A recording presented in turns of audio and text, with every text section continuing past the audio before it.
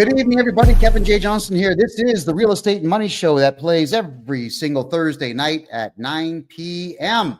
Eastern Time. And tonight we're going to talk about your credit score and how to protect your credit score, how to not harm yourself. I think is more importantly what the credit score thing is all about for tonight's show. I mean, I really want to make sure that we're delving deeply into what is both right and wrong with the FICO score system that we have in Canada and the United States. I'm sure many of you have gone out to apply for loans at some point in the past, and you've probably been denied at some point in the past. I think all of us have at some point. And with being denied a loan or just an opportunity even to rent, it's soul crushing. It's heartbreaking. And typically you have no idea why you've been crushed, why you can't get that loan, why you cannot rent that place, why you can't get the car lease that you want, why you can't get a simple $500 credit card. These are things that are very important to understand. Now, I don't have all of the answers because unfortunately, FICO score algorithms are quite hidden from the public. They don't really tell us what they're basing all the positive stuff on, but I do have some of what to do. However, even though I don't have all the positive stuff that you can do, I've got the vast majority of the negative stuff that you can avoid to keep your credit score in good standing. So first things first is you want to talk about how you can find out what your credit score is. There are two major corporations in North America that people will go to check your credit score when you're applying for anything, any kind of credit whatsoever, or any kind of lease or rent. All right, that would be Equifax, EQUIFAX, Equifax.com in Canada. It's .ca. And the other one is TransUnion. Now, as far as I am concerned, these are criminal entities. What they do is they give you a credit score, but you never ask them to. Isn't that strange? They have your entire credit history that you never asked them to create. They have a credit score for you that you never asked them once to keep on. They're keeping records on your spending habits that you've never given permission for them to do. But somehow, if you've got a social security number in the States or a social insurance number in Canada, somehow they will know that you have these very things. So how do we combat this nonsense? And it is nonsense. All right. For TransUnion and for Equifax, all of you have to find out what your FICO score is. It goes, I think as low as 300, it goes all the way to 950. If you have a FICO score of 750 or higher, you're going to be pretty good at getting bank loans out there. And there is a way to get that to happen. I'll cover as much as I can in the next 52 minutes because it's only an hour show, everybody. How do you get your score? Well, Equifax and TransUnion, because of whatever deals that they've signed with the government, have to give you one free credit score of your own each year. So you go to their website, Equifax.com or .ca, TransUnion.com or .ca, and you give them your necessary identification. Don't use a driver's license. If you've got a passport, always use your passport for any form of identification in Canada. Anytime at all that you want to know or do anything for that matter, it's passport only. It's nobody's business where you live. I know that a lot of you out there don't think that you've got the right to have your driver's license go to a PO box, and many of you can't afford to have one, but maybe 10 or 20 friends should all get together and have a PO box, split the cost, and send your driver's license there, just so that there is nobody spying around your house looking for what you got. All right. And the reason I say that is as a podcaster, unfortunately, when I was podcasting in Calgary in 2021, everybody in the city knew where I lived. They all knew that there was going to be a podcast taking place there. So we always had to double lock and triple lock our doors. So we had the front door was locked. We put a steel cage over the window of the room that we used, and we installed an extra door in the hallway and put a lock on that just to buy time if anybody chose to break in. It sucks when people know where you live. So don't let anyone know where you live, but you are allowed to get yourself that free credit score, and you got to find out everything on that credit report that is harming you. Now, you have the right to object to everything on your credit score when you get it. Now, don't be silly and object to everything at the same time. What you got to do is you got to pick on small stuff. So what you got to look out for is late payments on credit cards. You got to look out for a bill you didn't pay and figure out who it was you didn't pay it to. You got to look for what's called the R9. R9 is when you just completely abandon a debt. All right. How do these things get there? Well, people that you didn't pay will put it there. Sometimes people you don't like will put it there to damage your credit score, damage your reputation. So you want to begin writing simple letters, send them registered mail to Equifax saying that you have no idea what that is. It seems like it's either erroneous or it's fraudulent. Please remove it. And they are obligated at that point to prove that there was a debt. You don't have to prove there is no debt. They have to prove that there is one. If there's going to be an R9 or any particular type of complaint on Equifax or TransUnion, you've got to demand in your letter, what is it? Who's the contract with? Where did it come from? Why is it there? And they've got to prove all that. If they can't prove it, you have to demand you deal with this in 30 days or you must remove it, and they will remove it. R9s are a bit more difficult if it's a credit card company, because obviously the credit card company will be able to prove it, but we can still argue it.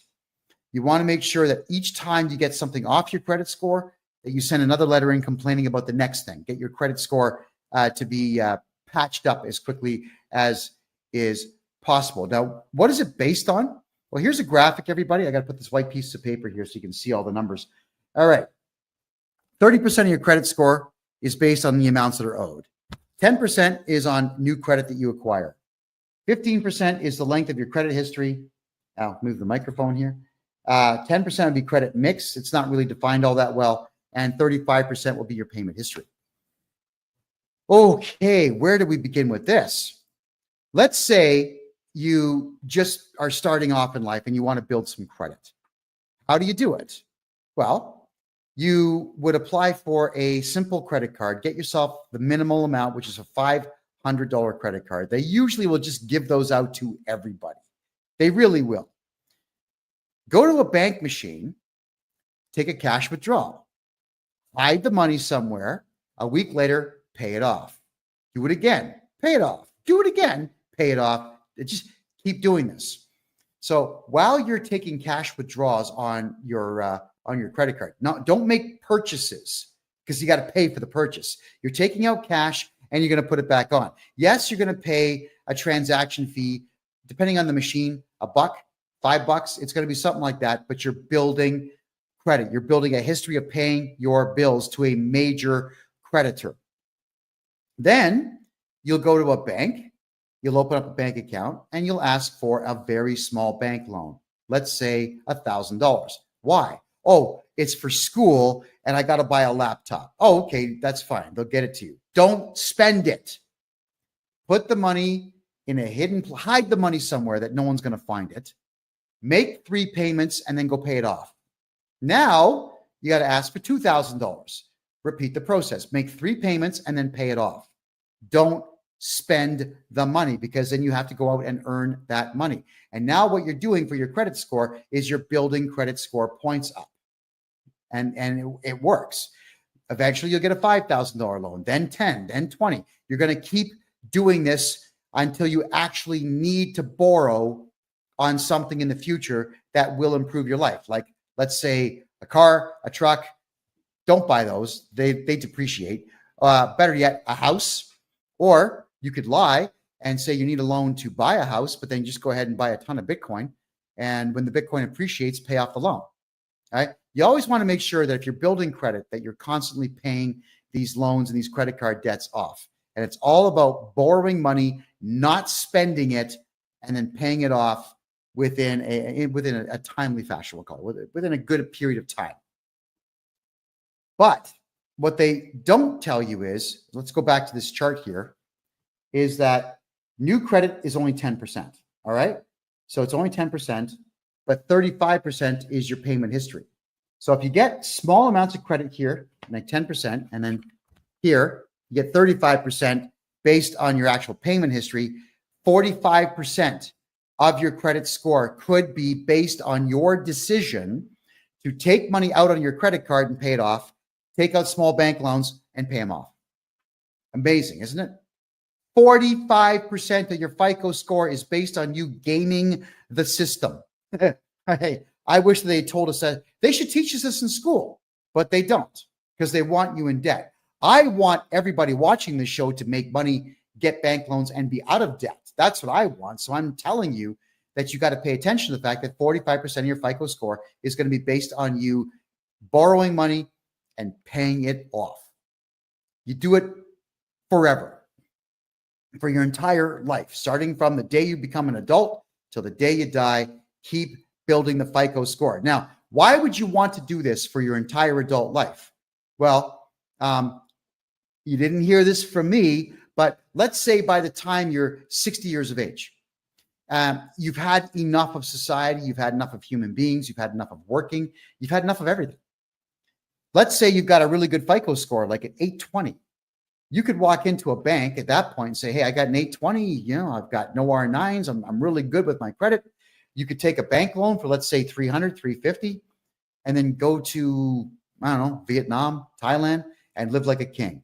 Don't bother paying it back. So what you're doing here is you're building your credit up to the point where you can just borrow a huge amount of money and retire.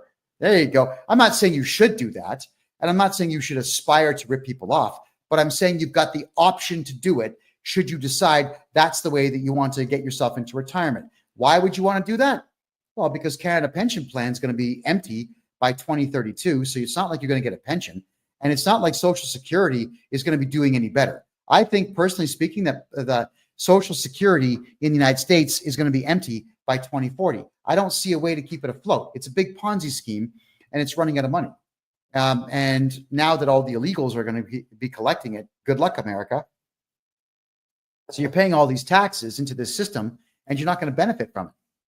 So why not have the adult plan to have that money ready to be able to be borrowed by the time you hit that age, so you can disappear with that money?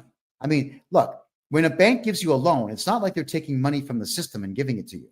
They are creating it right there on the spot. It's called fractional reserve banking. So when you get a bank loan from the bank, they put a lien on your property, but they just create the money. It just gets created from nothing. So let them create $350,000 for you when you're retiring, and then go somewhere else and spend it. Enjoy life. Live it up. You've earned it. Right? So if you've been paying into the tax system, which I don't recommend you do, I recommend you hire me to be your tax guy and not pay tax. But if you've been paying tax or paying into the system all these years, benefit from it. Benefit from it. Start planning for your retirement now by keeping your FICO score as high as you possibly can. So getting back to the FICO score, this one here, let's address the 15% of the length of your credit history. All right. Your FICO score, if you keep your FICO score in good standing through your entire adult life, if you start doing it when you're 18, by the time you get to 60, 15% of your FICO score is going to be based on the fact that you had good credit for 42 years. So keep your credit good in that time as best as you possibly can. But this is the one here that I want to warn everybody about. 30% of your FICO score is based on the amounts of money that you owe. Now, this is where I can really help you out. You got to remember that the way that the credit companies do this is that they've got hundreds of things that go against you and just a few dozen things that help you. Equifax seemingly is in the business of destroying you. Equifax seemingly is in the business of keeping you down, of not allowing you access to the capital that you need to become wealthy. That's what it seems like they're doing, which again, in my opinion, makes them criminals. But it's not like I can walk in there and just shut the company down, but I can tell you how to combat them. Knowing that 35% of your FICO score is going to be based on bad debt that you carry, here is the way to protect yourself. Let's start with basic rudimentary stuff. If you get a cell phone plan, doesn't matter with who. In the States, you got all of them. AT&T, you got Verizon, you've got Virgin, you got them all. In Canada, there's not as many. You've got Fido, Bell, Rogers. I think Cogeco just got bought by Rogers. There aren't many. It doesn't matter if you pay your cell phone bill on time for your entire adult life. That does not increase your credit score, which means that your cell phone bill should never be in your name, because I'll tell you why, is because there's a good chance at some point you're just going to forget about your bill. You're just going to forget. You didn't pay it. They report you to the credit agency, and now you've lost some FICO points. That sucks. How do you come back? Oh, let's have with this one. Let's just say they don't tell you about your roaming fee. And this has been happening with a lot of Canadian accounts. You go to Italy or you go to Germany and your phone gets turned on for just a brief second by accident. And all of a sudden, boom, $1,500 worth of roaming fees, just like that. Crazy. And if you don't pay it or you argue it, they just tag your credit score. So you can never put your cell phone in your real name, ever. You can't really do that with Bell and Rogers and the big boys because they want to see identification. But you can do it through a corporation. That is correct. You take your corporate documents in. You say, "Hi, my name is, here are the corporate documents. We want to get a corporate cell phone plan." Then they'll say, "Well, we want to secure it against you personally." I'm saying, you tell them, no, it's for the corporation. If you guys shut down this phone, we can't do business. I'm not going to secure it personally. And if you argue enough and just decide, okay, you know what, leave, then go to another cell phone dealer. They're all over the place. How many times have you seen foreigners that own cell phone shops? They'll find a plan. Somebody will do the deal. Just keep doing it until you find someone to do the deal. Make sure your cell phone plan is never in your name, ever. Okay? You get that? Doesn't matter if you're paying on time. It doesn't help your FICO score. But if you miss one bill, it hurts your FICO score. So your cell phone has got to be in that name or a company name, which you could also do. Let's say you're renting a place and you've got to pay utilities. If you've opened a corporation specifically to keep your name off of bills, then what you would do is get the internet bill and the gas bill and the electric bill and the water bill all put into, yes, you guessed it, a corporation. All of it. Even if the corporation's not making money, who cares? If you skip on a bill, it doesn't matter. They're going to bill the corporation. Just as long as your name is not listed as the director of the corporation, everything's going to be fine. Now, I do corporate courses on this. And if you want to get involved, come January 1st of next year, we're going to have a subscription-based website where for $25 a month, I'll be doing 1 or 2 shows a month that are private to members only to learn this stuff. But this is the general synopsis of how to protect your FICO score. The other thing is, if you don't want to go through the expense of registering a corporation, even if you buy a house, you can jump on the phone with all the utility companies, say, "Hi, I'm John Smith, Arnold Schwarzenegger, Richard Pryor. I'm somebody. We need the gas bill hooked up." In most provinces in Canada and about half of the states in the United States, they don't ask for identification or even clarification. They say, "Yeah, no problem. We'll send someone out. We'll get you all hooked up." Ta-da. So now the bill is in someone else's name. Why? Because if you pay your gas bill on time for 45 years, it doesn't positively benefit your FICO score. If you pay the water bill, it doesn't benefit your FICO score. If you pay your internet bill on time, it doesn't benefit your FICO score. Nothing benefits your FICO score when it comes to household utilities, but it can hurt you. So let's really go down the rabbit hole here. And I'm sure all of you have maybe heard of Text Now. It allows you to have a separate phone number on your cell phone plan. All right. So you get a Text Now phone number, and that's the one that you would use for all of the bills on your house, especially if you're renting. If you're buying, it's great. I mean, do the same thing. Have the bills in a fictitious character's name and have them phone your alternate cell phone number looking for payment on the bills, because you're going to miss a bill. That's just how life works, guys. You get sick, you get in a car accident, you're going to not pay some bills. You don't want your FICO score dropping because you are incapacitated. Maybe you live with some friends and they skip out and they don't pay the bill. You got to catch up because your friends are jerks. Yeah, maybe you got a boyfriend, girlfriend, whatever it is. You guys break up. Someone doesn't pay the bill. If it's not in your name, it doesn't matter. Also, what you can do is, let's say, for argument's sake, if your gas bill, your electric bill, your whatever bills you got for your house are not in your name and you're behind on things, you can call them up and say, yeah, hey, it's John Smith. I need you to disconnect the gas and the water and everything else. I'm moving out of this house that I'm renting. No problem. They'll cut everything off. Tell them to send the final bill to your email address or text it to your phone. They will. And then you get rid of that particular Text Now phone number. And 2 days later, you get yourself another Text Now phone number or another one of the like Hush phone number. Any of these phone numbers that are voice over IPs, call them up saying, different voice. Hey, what's up? I'm Ricky Savage Michelson, and I got to get some bills. I just moved into this rental house. And the process starts all over. So you can actually get away with not paying between 3 and 4 months worth of bills, and you get a new name attached to the same residence that you are living in, and it doesn't hurt your FICO score. Right? It doesn't hurt your FICO score. If you're not going to pay bills, it doesn't hurt your FICO score. Now, I'm not encouraging all of you to not pay bills if you don't have to. I'm telling you that I understand with our rotten economy in North America right now and the severe lack of money in the money supply right now, that these are the options that you have to give yourself. So FICO score, protect it by making sure the house bills are not within it.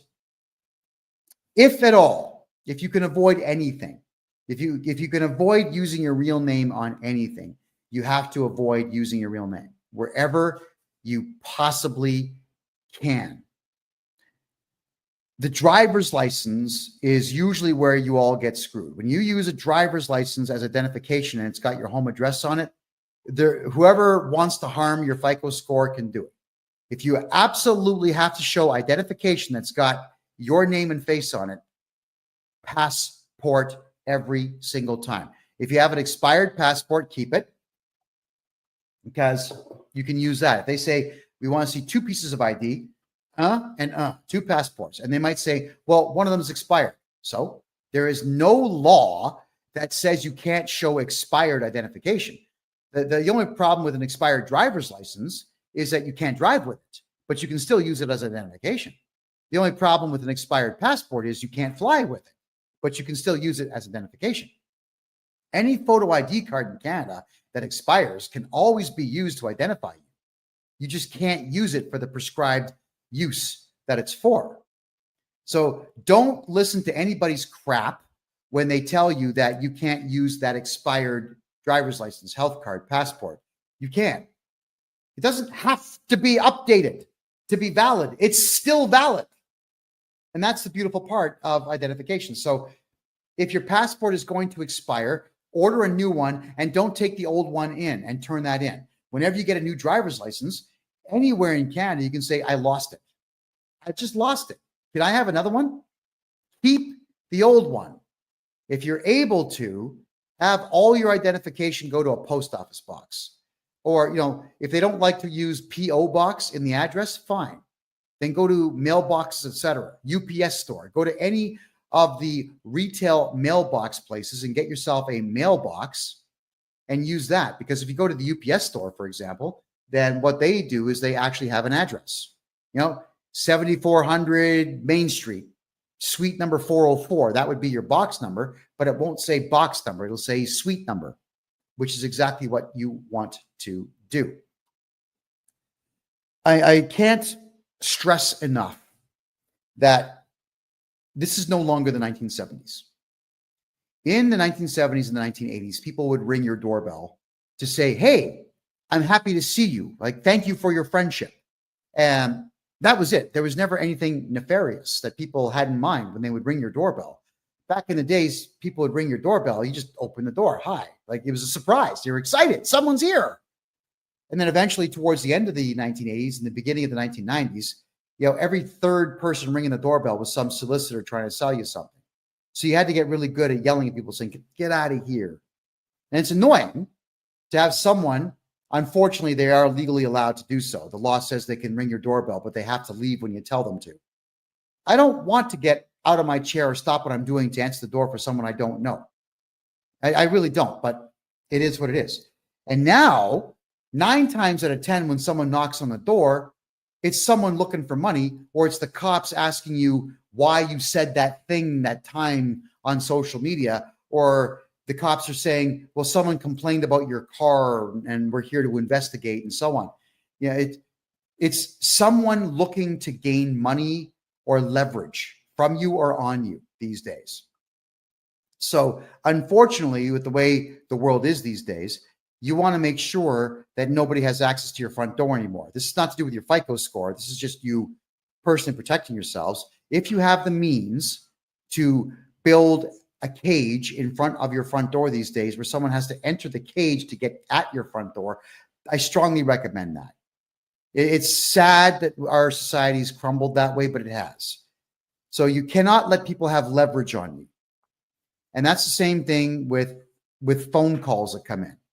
I can't stand the fact that if you have a landline in Canada, you get absolutely bombarded by people from outside the country trying to sell you something and asking questions. And unfortunately, Canadians and Americans, they're high trust societies, so people answer questions. Like, don't answer questions to people that phone you. They're fishing for information to steal your identity. Start hanging up the phone. It's regrettable, but we have to unfortunately go to cell phone plans and not have landlines, specifically to not get phone calls from solicitors. And when you do buy something online, or you give information online and someone else starts tagging your credit card to buy stuff, it can harm your FICO score. Got to be very careful who you give your information to. So please do not give your home address to anyone. Do not use your driver's license as identification for anything. If you're in a rental house, use fake names to get utility bills done. Passport only for ID for anything. And if you can avoid using your real name, avoid using your real name. And even for things like signing your kids up for sports. Yeah, you've got to give your kid's birth certificate up. But when they say that we want to see a hydro bill to prove that you are living where you say you are, no.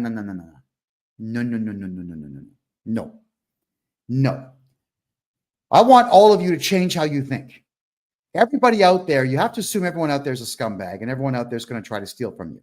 And like, I went through this nonsense in the province of Ontario with the Ontario Lacrosse Association, run by 2 very animalistic savages who were harming children. And I exposed them in the book I wrote, Lacrosse is Dead, which is free on my website, by the way. And in there, what they would say is that if you were going to sign your child up to play lacrosse in my hometown, Mississauga, that you had to prove you lived in Mississauga. Why? What does it matter? What if you lived on the border in the next town over called Oakville? But to play in Oakville, you had to go 24 kilometers that way instead of 1 kilometer that way. Why would you want to waste time and fuel? Why do you have to prove this? So all of you, when you know in advance that you may have to show a bill to prove that your kid goes there, get an affidavit done instead. Write up an affidavit. Hi, my name is, I'm of this age, and this is to certify that I live in the province of Ontario and the city of Mississauga in the community of Arundel, Meadowvale, Cooksville, Heartland, whatever. I live in the city of Toronto in Scarborough. You don't have to give your address, because if you're swearing this in and having an affidavit stamped in Canada and the United States, it's just like you testified in court. They've got no choice but to accept it. And if they don't, you can do what? File a lawsuit. That is correct. The problem with the Ontario Lacrosse Association, and again, it's all in my book, is that they were taking the birth certificates and they were taking your home address and they were selling the information. They were selling your information to others. Okay. So I'm turning my Wi-Fi on, everybody. I think I'm getting some complaints that my mouth is not synced with my audio. So tell me if it gets any better there on TikTok, please. Yeah, they were selling the information. So at any given point, your FICO score can be affected by the fact that your information is being sold to others, because you never know what is going to get done with the information. You just absolutely never know. So please use affidavits when you want to tell someone, I live in a city, and don't put your home address on it. We all have to protect ourselves. So getting back to the FICO score pie chart here. All right, let's go through it again. 35%, you can see right there, 35% of it is based on your payment history. So keep that going. 15% right here is based on your length of credit history. So the older you get, the higher the score will go if you keep your credit score in good standing. 10% is based on new credit. And 30% in the red here is based on debts that you owe. And then the 10% credit mix, this would be, were you successful in getting a bank loan? If yes, how many times? Were you successful in getting a mortgage? If so, how much and how long ago, and so on. Do not apply for loans on what's called a hard credit check unless you've already done your own soft credit check. Here's the difference between the two. A soft credit check is not you applying for something. It's you checking out your own credit score. Every time your credit gets searched by somebody, it hurts your credit score, which is why you need to get your free credit score checked from Equifax and from TransUnion. You have no choice. You just have to do these things, everyone. Why do you have to do them? It's because you need to know who is trying to rip you off and who's trying to hurt you. When you get your credit score from them, you need to also look and see how many hard credit checks that there were. Because with the use of an affidavit and a letter to Equifax, you can actually write a letter to Equifax and TransUnion and tell them, hey, someone did a hard credit check and I did not authorize that. They will actually have to produce a signature showing that you authorized that credit check to be done. And if they can't produce that signature, which you probably didn't do, they have to remove that hard credit check. So a hard credit check is you asking for credit from a bank or credit from a financial institution or credit from anyone who involves themselves in lending money or a financial institution.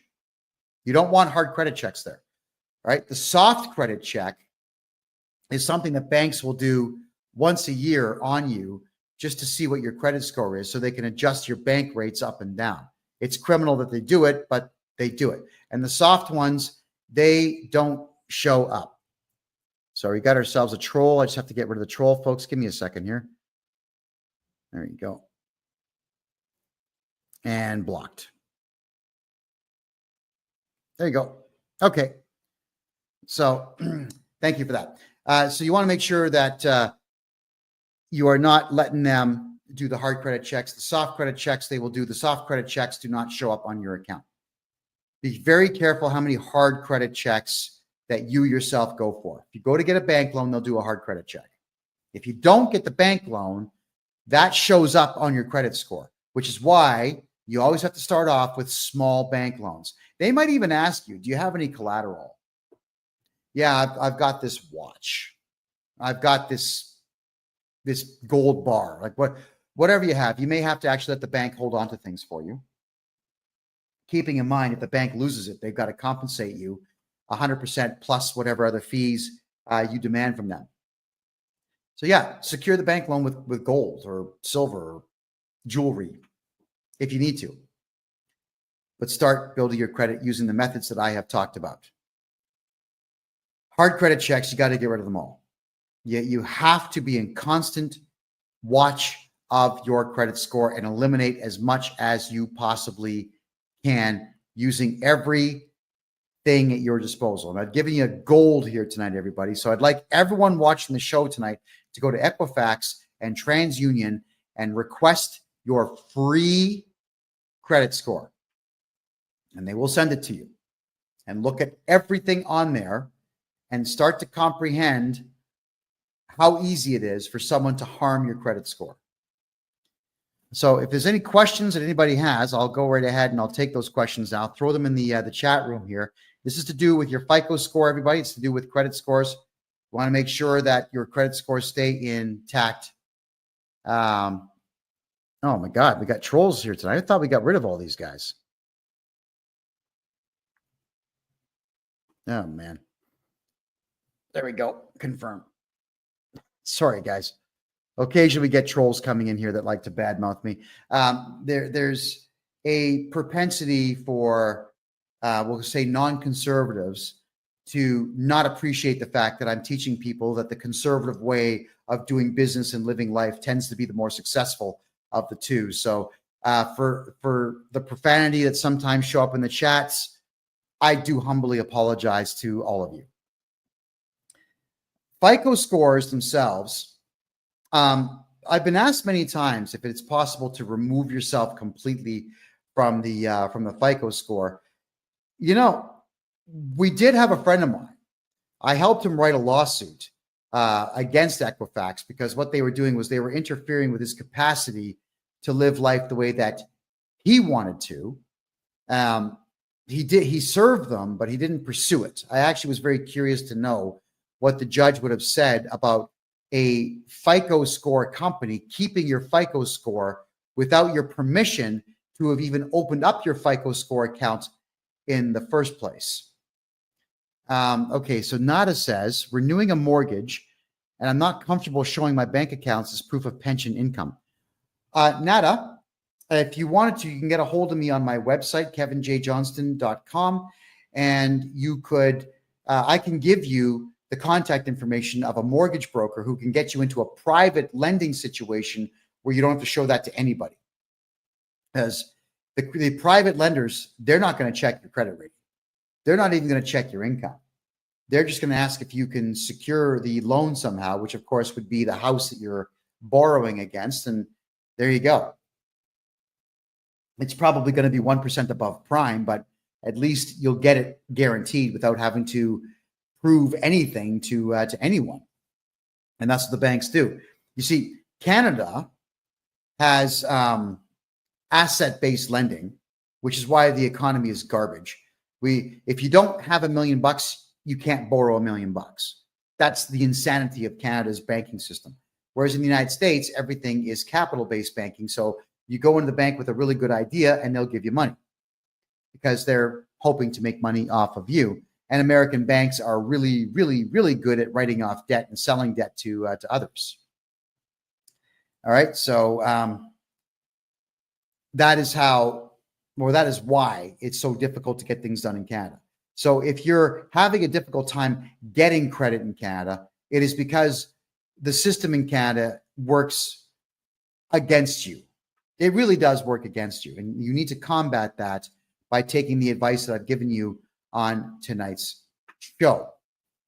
The other thing, and this is another one, they don't talk about this, but the Canada Revenue Agency will report your lack of cooperation with them to the credit companies, Equifax and TransUnion, which is why you got to come to me to get your taxes fixed.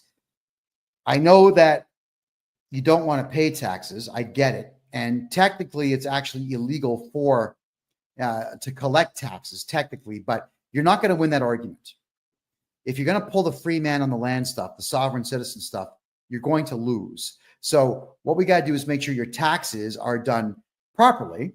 I can get you back a fortune. Look, if I was to redo your taxes and get you back everything you paid over the last 10 years, that's not going to affect your FICO score negatively. But if you don't do your taxes for 10 straight years and you ignore them for 10 straight years, you better believe that will affect your FICO score. When we do all your taxes at one time and we find out that you don't owe money, it's going to increase the FICO score a little bit, but not much. It's not like the CRA is going to report to the credit agencies saying, oh, yeah, now he did his taxes, remove that, please. That's not what they do. That's why you have to be in constant contact with Equifax and TransUnion to be able to reverse the damage that's being done on your credit score. So to be able to remove yourself from the whole credit score thing is not something that I have pursued yet, but I'm sure at some point we're going to be able to figure that out. I'm sure there's case law somewhere in the world where that has been done. And if anybody out there knows the case law, send it to me and I'll read it and I'll interpret it and then I'll get another interpretation on it and then we will talk about it on this show. So everyone, FICO scores, very important. And for the next 15 minutes, what I will do is I'm going to recap what I've talked about in the last 45 minutes. So for those who are joining us late here, you'll get a chance to hear what I have to say on this. And with your FICO score, it is based on the following factors. So let me just bring the let's see here, and bring the chart back up for you. So right off the hop, 35% of it is going to be payment history. Your payment history is 35% of your FICO score, which is why you want to make sure that when you're borrowing money, you're not buying stuff. You're borrowing money for the sole purposes of building up your credit, because 10% is based on new credit that you get. So 45% of your credit score, everybody, is based on you acquiring some credit and keeping it in good standing, which is absolutely what all of you should be doing. Get what I was saying earlier in the show is you go to your bank machine with your credit card, get a credit card for $500 on it, take money out, hold on to it, pay it off a week later. Take more money out on the credit card, cash advance, pay it off, cash advance, pay it off. If you do this every week, that's 52 positive FICO score increases per year on just that one credit card. So once you've done that, you could apply for another credit card. So get a Visa and a MasterCard, both with $500 on them, and do the same thing, like Visa, MasterCard. Go to the bank machine, pull the cash. So if you have 2 credit cards, then that's 104 positive influences that you can have on your FICO score. Isn't that incredible? So after a year of doing that, as I said earlier in the show, you go and get a bank loan for a small amount of money, $1,000. Tell them you're buying a laptop for school. Keep the money in your room, hide it, make 3 payments, pay off the loan early. And meanwhile, while you're doing this, you're playing the credit card game. Then get a loan for $2,000. Make 3 payments, pay it off. Don't spend the money. Never spend the money. You're just taking it out for the purposes of putting it right back in and building your FICO score. Just keep getting bank loans so long as you've been building credit slowly. And then eventually you'll have yourself in a position where you could get a mortgage in the future. And let's just say you do get a mortgage in the future and you pay it off in good time and good standing and whatnot. And you keep your FICO score over 800 points. By the time you get to your 60s or 70s, you can get yourself a very big unsecured loan and just keep the money. And that's your retirement plan. So your retirement plan should not be Canada pension plan. It should not be Social Security in the States. It's going to be empty by the time anybody my age gets to retirement age to collect on it. You're never going to collect on it. Build a good FICO score. Take the money, take a loan out when you get older, pocket the dough. Pocket the dough. It's yours. That's why I'm encouraging all of you to build credit and keep it in good standing. When you rent a house or you buy a house, none of the utility bills in that house should ever be in your name. Just in case you forget to pay a bill, you get sick and you can't pay a bill, you lose your wallet, you can't pay a bill, you get robbed, you can't pay a bill. If it's not in your name, it doesn't matter how late you are.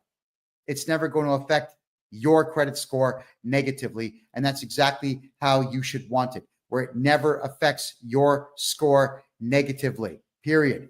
Cell phones should never be in your name because at some point, I promise you, you will miss a bill or you're going to go over on your data or someone's going to ghost your phone and they're going to use your data. You got a big bill and you can't pay it, never in your name.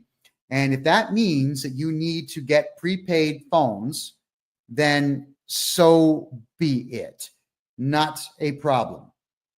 And for those who want to buy a property here in Panama, everybody, get a hold of me on my website, kevinjjohnston.com. Now, how do you not use your name when you're getting bills? In Canada, it's real easy. When you phone up saying, hey, from an alternate phone number, like a hush phone number or a text now phone number. Hey, what's up? My name is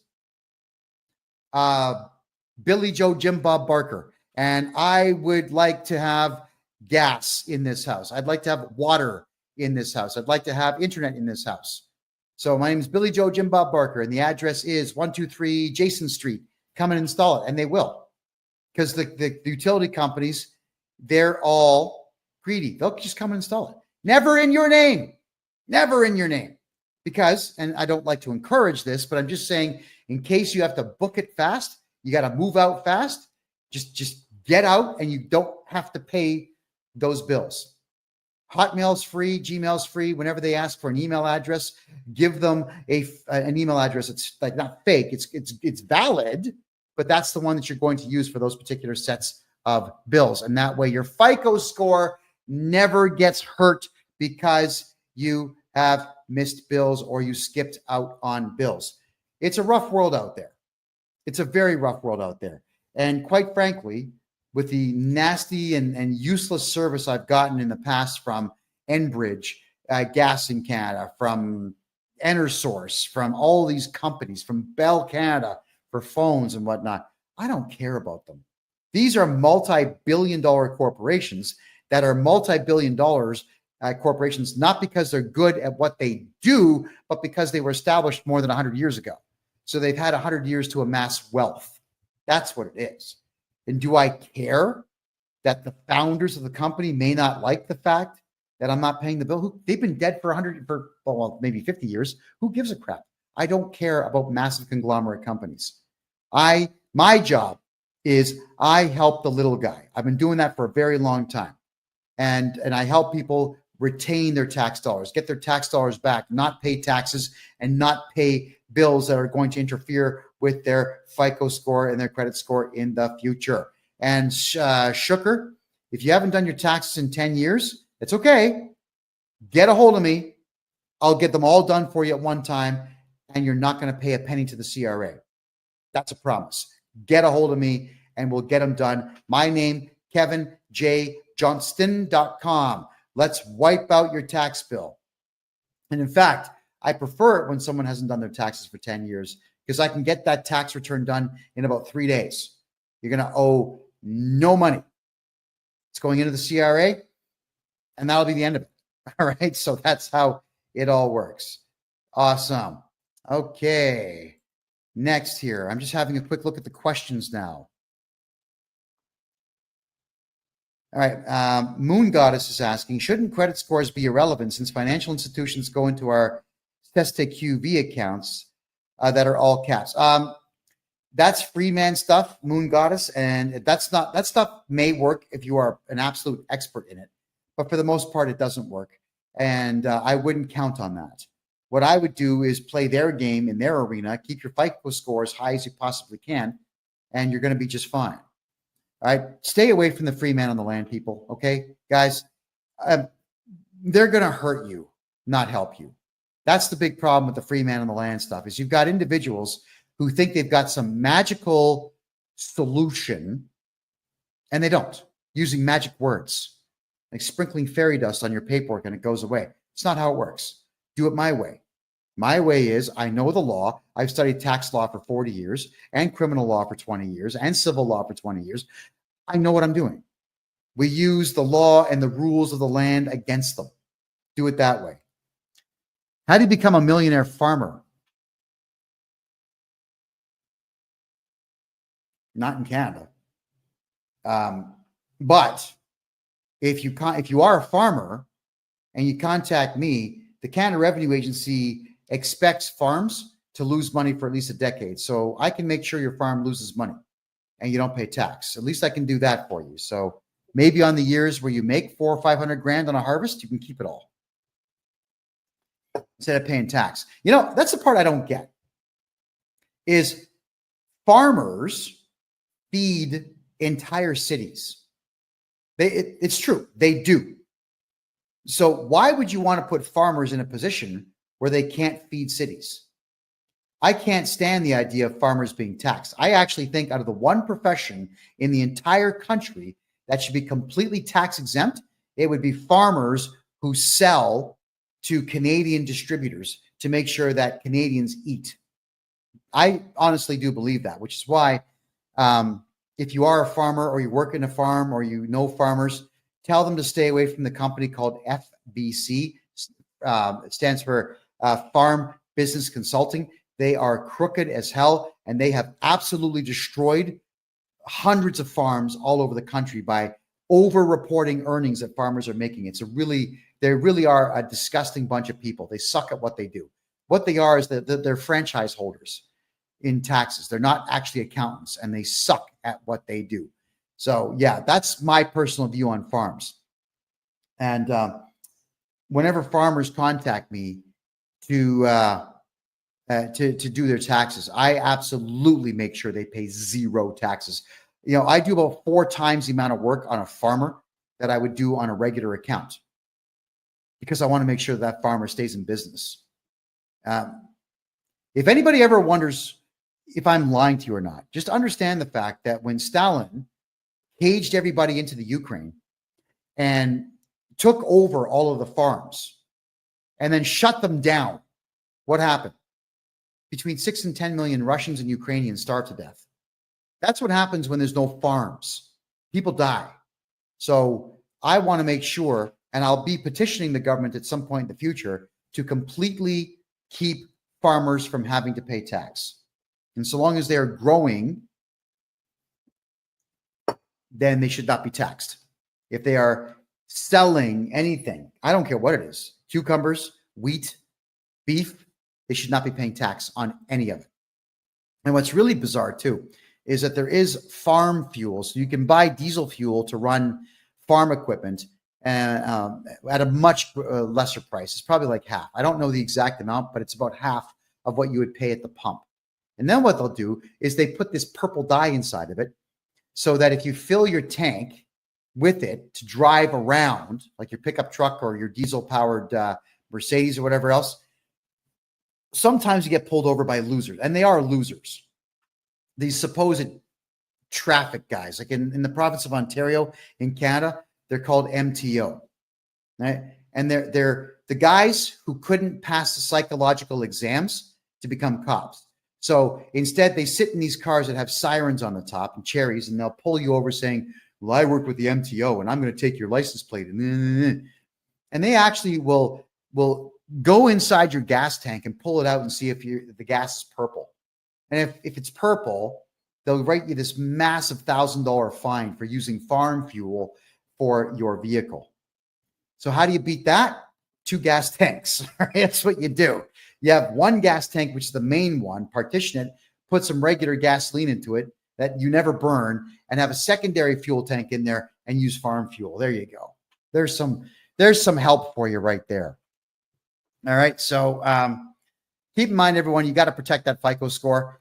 Rewatch this show, which is going to repeat all weekend now on Rumble. Just type in freedomreport.ca to watch the repeat. I'd like all of you to take the advice that I'm giving you here to make sure that you build credit and you hold on to credit so you can use your good credit score in your 60s and 70s to take out massive bank loans and never pay them back and retire with the bank's money. Because if anybody out there screws the banks in Canada or the United States, I'm a happy guy, because that's all the banks do out there is rip we, the small guy and gal, off on an absolute regular basis. That's crazy. My name is Kevin J. Johnson. Thank you very much for being here. This is the Real Estate and Money Show, where we talk about real estate, money, investment, gold, silver, and taxes. And we do it every Thursday at 9 p.m. Eastern Time. I want to say thank you all for being here. I can't wait to see you again next week, which we will do at freedomreport.ca. Have a great night.